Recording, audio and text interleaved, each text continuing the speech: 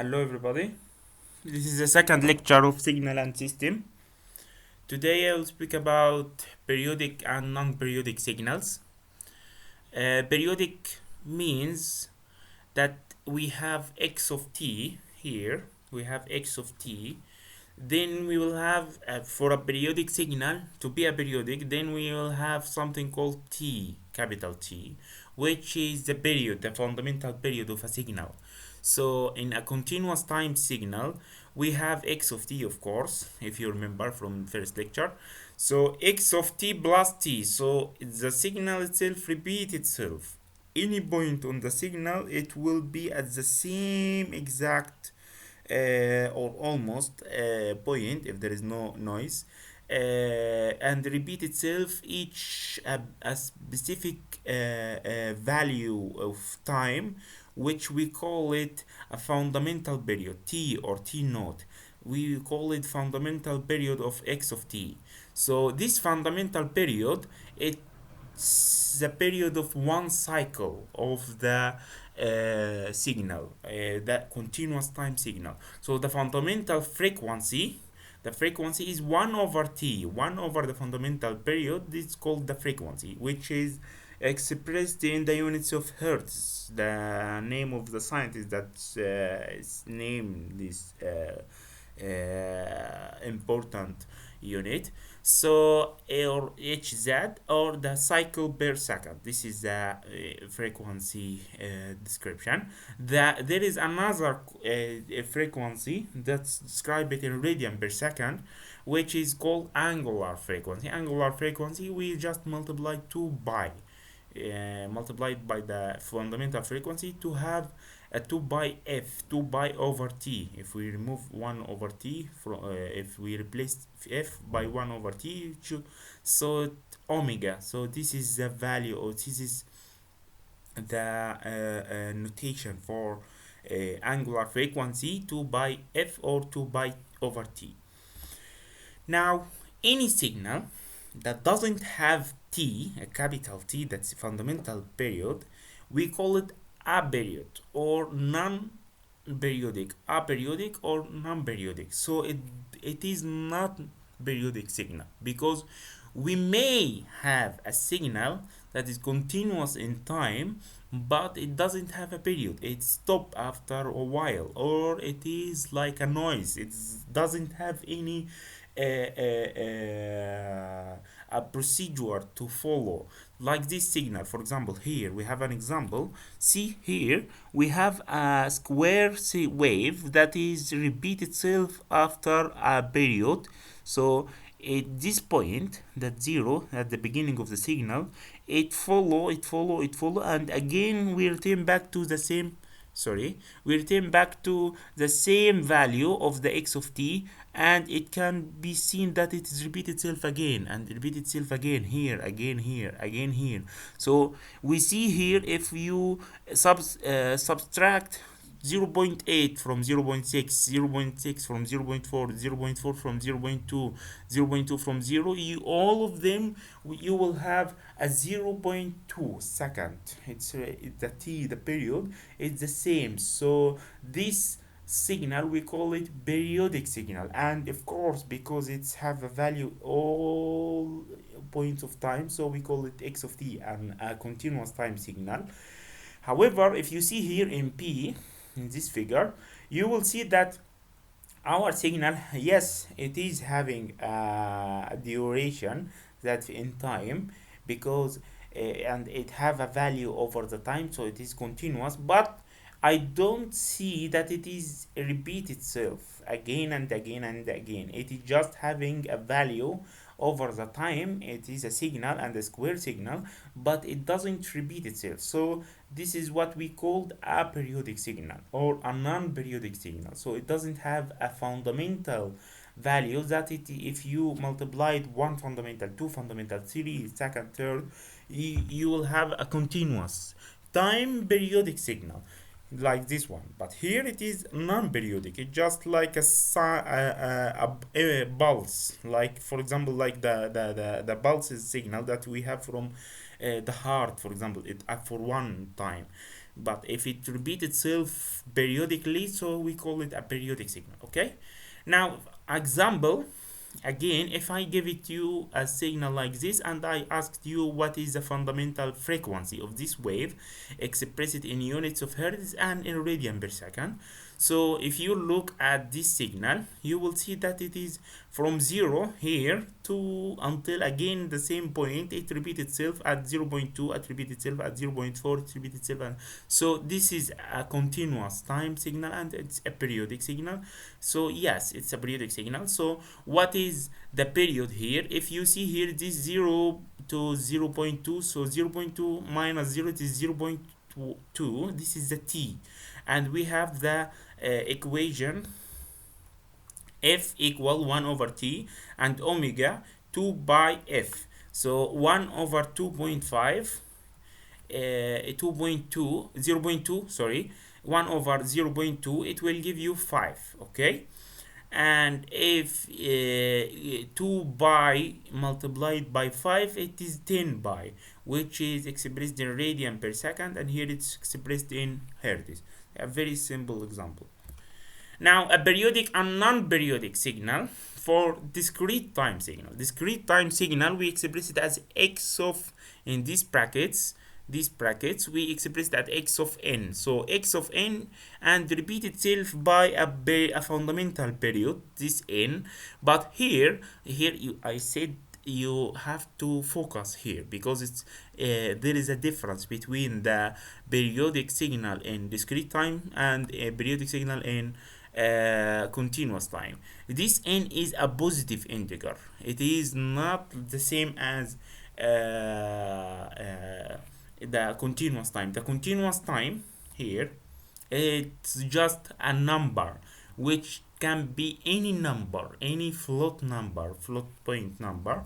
But here this is supposed to be a positive integer number.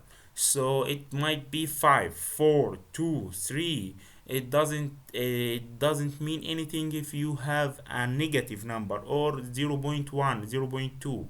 So this is how you found that this signal is periodic or non-periodic. If you calculate the n and you find that our n is 0.5, for example, so 0.5 it not integer, and it's okay a value, but it's not integer. So this is not a periodic signal. Okay. So the periodic signal have a n, which is a fundamental period, and it is a positive integer, and we have an angular frequency here, which is 2 pi over n.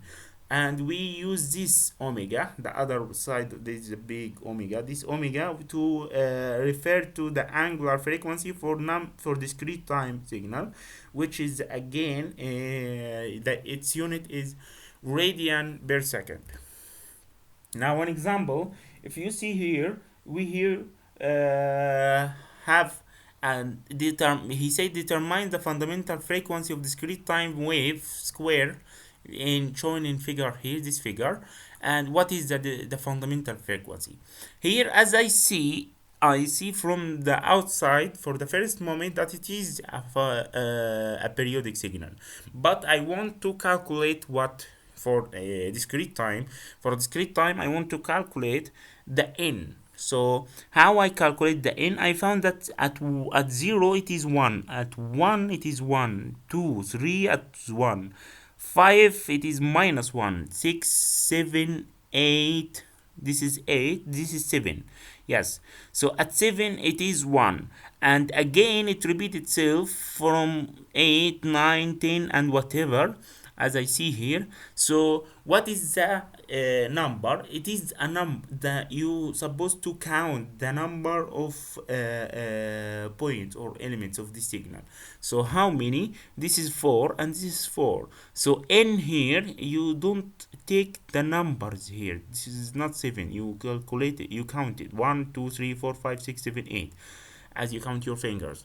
So this is 8. So n here is 8. If you see from the other one, 4 and 4, so it is 8. So this is the number of digit that it after it repeats itself again, after it repeats itself again, and so on. So n is equal 8, which is integer number, positive integer number. So this is a periodic signal. Now I want to find the fundamental frequency. The fundamental frequency using this equation for discrete time signal. So 2 pi over 8, 2 over 8, so it is 1 over 4, to pi over 4. So our answer, it is pi over 4. Very easy. Okay, now this is a non-periodic discrete time signal, which is like this. So it just have 3 pulses. So it is having only 3 pulses, and otherwise it have 0. So usually if we describe a 0, we show it as a small circle here, and we show it the signal as small circle here, and a line to show that there is a value at this point, in this point, and this value have a value, x of n have a value of 1 or 2 or 3 or whatever. Okay, now the typical continuous signal may be a components or of multiple signals that combine it together to give me a new signal or a meaningful signal. For example, here this is some continuous type signal that is useful in real time, in real life, like this one. Like this one is amplitude modulated carrier signal in communication system. We have here this value that is amplitude modulated. So this amplitude is vary than this one. This is obviously high, and this is obviously low. So obviously high, meaning that this is can be translated to 1 and 0, 1 0 1 0. So this is how we transfer the bits and the data over the medium, the wireless medium, the cable access, coaxial cable, whatever. So this is a modulated signal using a continuous time. Also, this is a low pass filter, which is passing the low signal, the low frequencies, and removing otherwise, which is useful in removing noises from signals. This is a car bumper, which is at first it have a high value, and then it is reach almost 0 at the end. This is, for example, a light intensity from Q switched laser. If you have a laser in your hand and you just click on the switch and remove your hand, click on the switch and remove your hand, after a very accurate or specific period of time, you click on switch on, switch off, switch on, switch off. So you have an intensity, a very high intensity, because it's a laser, a very high intensity at a very specific point at the time. So you have a signal at the end. So this signal you can use it in whatever the application that you have. Okay, and these other two, the frequency shift keying, this is another way of modulation, and this is the Manchester encoded binary. This is another way of decoding and encoding inside the computers. Okay, now the continuous versus continuous time signal. We have a continuous signal, but which is a function of time. But not all of the continuous time signal are continuous. See, here we have a continuous time signal that it is continuous in time. Okay, no problem. We have here the sine wave that it is continuous in time. Okay, no problem. But here, if you see here, we have not continuous discontinuity in of the g of t, because here we don't know at point we have a value of for example 5, and then at the same point we have a value of -3 or -5. So this is a discontinuity on the signal of this of g of t, and otherwise here, here, all of these points of the signal, it doesn't show up a continuity or a continuous in the time of the signal. So this is what we call it a continuous signal, a continuous time signal. It continue to have a value in the time, but it show up that there is a point of discontinuity. Okay, this is just theoretical. Now, how we describe the continuous time sinusoids. Some I will describe some equation for some common signals that we using it over and over and over because it's basics. For example, cosine and sine, we use it everywhere in almost everything of the our life because it's natural signals. So g of t, we have a value like this. The expression, this expression, you will see it almost for any cosine. It have a value, amplitude. This amplitude, it might be lower, so the variation will be like this. It might be lower like this. So cosine 2 by t over t, this is the period, the fundamental period, plus theta. This theta is the phase shift. So maybe the signal start from here, maybe start from here, the highest or the peak, this one start from here. So this is the parameter that change the phase or control the beginning and the ending, the phase of the signal. Okay. Otherwise, I can replace 1 over t0 by f0, the cyclic or the fundamental frequency.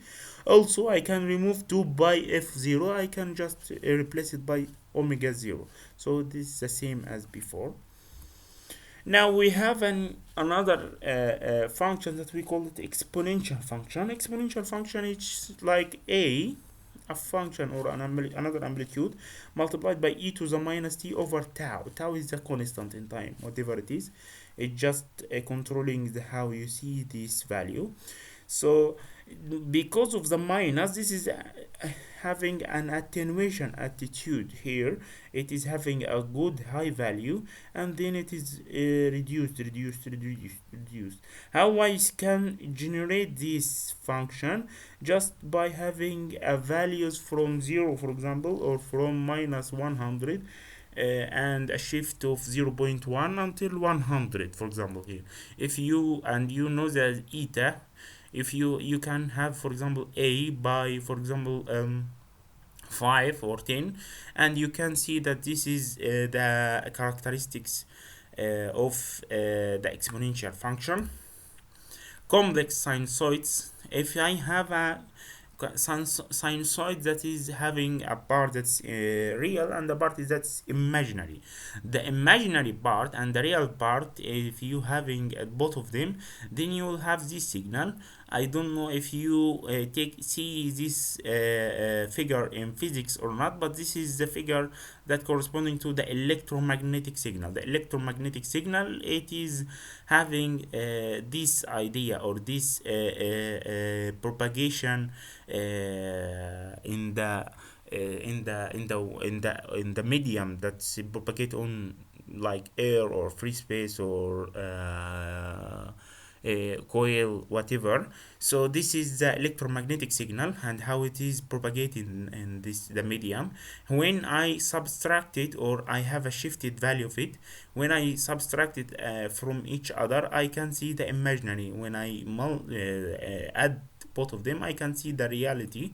So both of them are sine or sine and cosine. This is sine and this is cosine, which is the fundamental and basic or natural signal that it is everywhere around us. Like if you have a rope, if you have a rod, if you have a rod and you grab it from one side and your friend have it grab the other side, and both of you making shake this rod, so you will have some variation, and you will see that there is a signal in this rod, and it is depending on your power that you have, and how speed you have to check the rod. That's the frequency. Okay, there is another function called it Sigmum function. Sigmum function, we use this one, SGN of t. It have this attitude. So it is the 1 if the t higher than 0, is 0 if the t is 0, and minus 1 if the t is less than 0. So less than 0, it is minus 1. higher than 0 it is 1, and in the 0 it doesn't have any value, 0. So it is continuous time signal, but it's not continuous signal because it have a discontinuity in this point, at this point, at 0. Okay, so here we usually use this figure or this graph for the sign for the sigma function, but this is the actual one, or that precisely represent the sigma function. Okay, the unit step function, we have another one. The unit step function have one at for t higher than 0, and 0 for t less than 0, and 1 over 2 for t equals 0. So for t equals 0 I have a point here, but I don't have any value for from 0 to 1. For example, 0 0.1, 0 0.2, there is a millions or millions of points here between 0 and 1, but I don't have value. So, and the same for the otherwise. So this is the unit step function. We call it turn off and on function because it's at time 0 it turn on, it gives you 1, or you can multiply this one, for example here a, multiply it by any value, and you can get the voltage or the function that is generating the required voltage or required power to work your machine, for example. So this is a good function and use it a lot. Now the unit ramp function, this is the ramp function or the linear function. So it is at each point it has the same value of t. At each point it has the same value of t. So ramp of t having the t over 0, t when t higher than 0 and 0 otherwise. So it is like the integral under this value here. So it is giving you the integral of u of t, u of lambda. U of lambda, if you remember, this is the u of lambda. This is the unit step. If you integrate this one, you will take the ramp function. This is the integral of u of t from t until to the end. So it just, you have just like multiplying 1. This you can remove it and place 1. And t here, it is whatever the value, it gives you the value. This is a product of a sine wave multiplied by ramp function. So at the beginning it is 0, and it is enlarge, which is like if you have a microphone and you have a mixer. So for example, if this is the value of, or the sine wave here corresponding to your voice or the tune that you want to hear it louder, so if you multiply it by a ramp function, you can just making amplified as much as you can. Impulse function. Impulse function is very important function because we use it a lot, and we will use it in this course again and again. Impulse function defined as a function of a delta t. Usually we don't have a function that have actually a value at 0 and nothing else. It is like a very small a, that is, you have here a very small b point here and a very small point here. So and you don't have, actually in the reality, you don't have a function that actually have a value like this. It's accurately, it's like this, it have a value that's moving like this. So this is a theoretical representation. So we have a value over 1 over a, which if you take the limit for this function, you will take the a at 0. So here, this is the area under the product of two function. This one from minus a over 2 to a over 2, and the amplitude of 1 over a. So here 1 over a and g of t, d of t. So the width, at the width, this width, this one, at this width is approach 0. The limit approaches a value, and a specific value at the 0. So the limit of 1 over a to the power t, it is like you having a 1 over a at the limit value. So it's just like you multiply it by 1 here. So the value here, again, sorry. Here we have a value of a function, this function, that whatever this function is, you assume that this function is another function or whatever this function, and I multiply it by a delta t, a small delta t. So the delta t, it is very large here, but assume that it's small, small, small. So and at the end you just take this value, almost the value around the zero, or almost we corresponding it as if I multiply an impulse function by any function at one point, I will take the value of this function at this point. For example, g of t have a value of 5 here, value of 4.7, value 4, value of 3 or 4, for example. So this value is 4, but I don't want to take all these points, all these values. I just want to see what is the value at 0 and take it.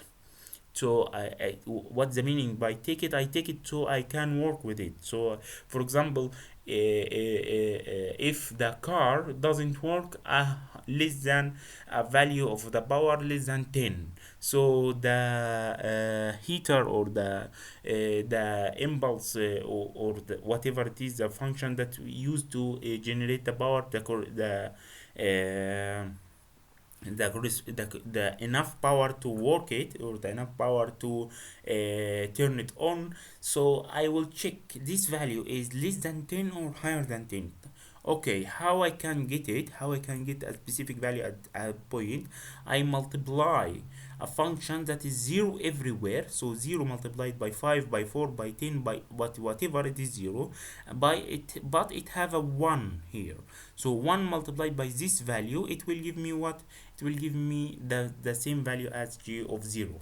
So that's what here described by mathematical approach here.